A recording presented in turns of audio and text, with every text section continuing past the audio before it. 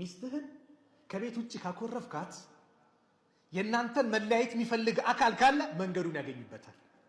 መኮራረፍን ለጓደኞች እንዳትናገር። አንቺ እህቴ ተጣለው እኮ ተኮራረፍ እንዳትናገር፣ ዝም።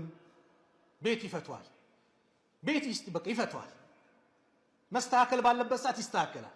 ውጭ ላይ ግን ማኩረፍን እንዳታሳይ።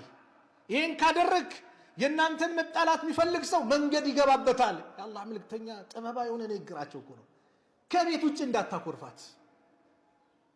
ከቤት ውጭ ካኮረፍክ አደጋ ነው፣ ሸይጣን ይገባል።